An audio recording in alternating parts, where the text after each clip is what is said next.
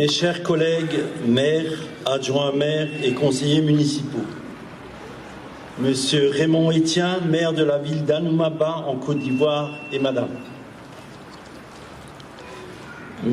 Madame et Monsieur le représentant de la brigade de gendarmerie de Brumat, Monsieur le commandant de la brigade territoriale des sapeurs-pompiers de Brumat, Mesdames et Messieurs les représentants des autorités de la protection civile, de la sécurité civile et des autorités militaires, Messieurs les capitaines commandant les 7e et 8e escadrons des hussards de Haguenau-Oberhofen, Mesdames et Messieurs les présidents et représentants des associations patriotiques et civiles, Madame et Messieurs les ministres du culte, Mesdames et Messieurs les chefs d'établissement de santé et scolaires, Mesdames et Messieurs, chers concitoyens, chers jeunes. En cette fête nationale du 14 juillet, nous commémorons le soulèvement du peuple de Paris contre les troupes de Louis XVI placées autour de la capitale. Il faut se rappeler qu'à cette époque, le roi règne en monarque absolu. La situation économique de la France est catastrophique. Le trésor du royaume est à sec. Il est difficile pour le peuple de travailler le ventre vide. Le peuple se soulève et se bat pour arriver en ce 14 juillet à la prise de la Bastille, symbole de la monarchie absolue. Cette action établit le principe de la souveraineté populaire, c'est-à-dire le pouvoir du peuple, par le peuple et pour le peuple.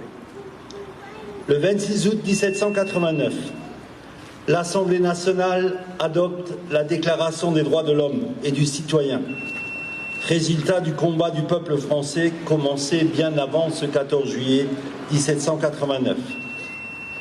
Cette Déclaration des droits de l'homme et du citoyen sera la base de la rédaction de la Déclaration universelle des droits de l'homme de 1948, que nous pouvons résumer ainsi: défendre l'homme dans ses droits, sa liberté, sa dignité.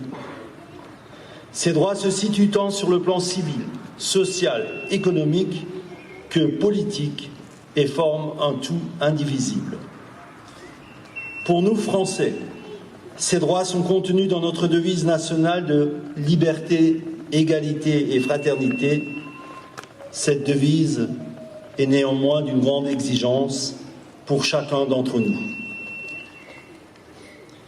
Cette déclaration des droits de l'homme et du citoyen et notre devise nationale ne doit pas être enfermée dans une bulle idéologique, gardée bien au chaud et qu'on agit quand cela devient nécessaire, mais elle doit être un combat de tous les jours, sur le terrain concret et quotidien, un combat dont nous savons qu'il ne sera jamais achevé. Mais ce combat doit aussi dépasser nos frontières.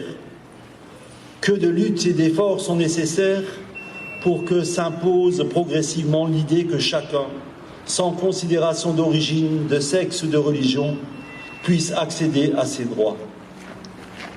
Ce combat pour les droits de l'être humain est toujours d'actualité.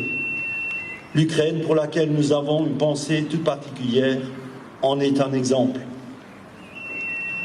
Mais n'oublions surtout pas que si chaque homme a des droits, il a aussi des devoirs.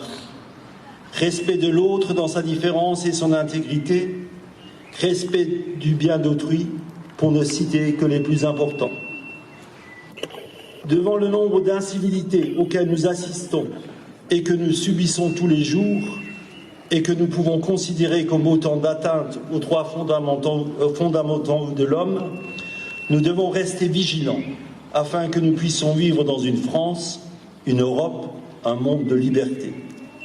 C'est un combat pour l'avenir, c'est un combat pour les générations à venir. Les progrès économiques, scientifiques et techniques ne garantissent pas à eux seuls l'évolution de notre société vers plus de fraternité, de tolérance et de respect des droits et des libertés. Un anniversaire n'est pas seulement un moment fort où s'accomplit le devoir de mémoire. Un anniversaire est aussi le moment d'un renouvellement de prise de conscience que le combat pour la liberté, l'égalité et la fraternité est certes un combat magnifique mais exigeant pour lesquels certains perdent la vie ou la liberté, mais c'est le seul moyen pour aboutir à des citoyens libres et égaux. Mon souhait en cette fête nationale est que chacun d'entre nous, là où il est, s'investisse dans cette démarche. Belle fête du 14 juillet.